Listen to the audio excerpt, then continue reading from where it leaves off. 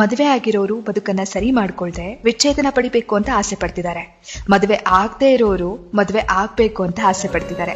ಸಾಮಾನ್ಯ ವ್ಯಕ್ತಿಗೆ ಪ್ರಖ್ಯಾತಿ ಗಳಿಸ್ಬೇಕು ಅಂತ ಆಸೆ, ಪ್ರಖ್ಯಾತಿ ಹೊಂದಿರೋ ವ್ಯಕ್ತಿಗೆ ಏಕಾಂತತೆ ಬೇಕು ಅನ್ನೋ ಆಸೆ, ಚಿಕ್ಕವರಿಗೆ ದೊಡ್ಡವರಾಗೋ ಆಸೆ, ದೊಡ್ಡವರಿಗೆ ಮತ್ತೆ ಚಿಕ್ಕವರಾಗೋ ಆಸೆ, ಸಮಯನ ಹಿಂದೆ ತಳ್ಳಿ ಬಾಲ್ಯಕ್ಕೆ ಮರಳೋ ಆಸೆ.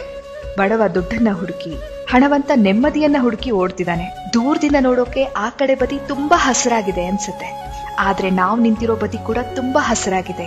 ನಾವು ಅದಕ್ಕೆ ನೀರ್ ಹಾಕೋದನ್ನೇ ಮರ್ತಿದೀವಿ.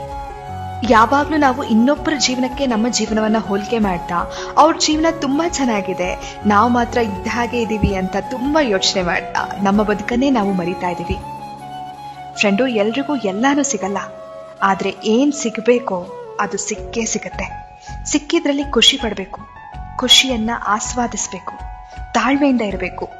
ನಿಮ್ಗೆ ಸಿಗ್ಬೇಕಾಗಿರೋದು ಸಿಕ್ಕೇ ಸಿಗುತ್ತೆ. ನನಗ್ ನೀವ್ ಸಿಕ್ಕಿಲ್ವಾ? ಹಾಗೆ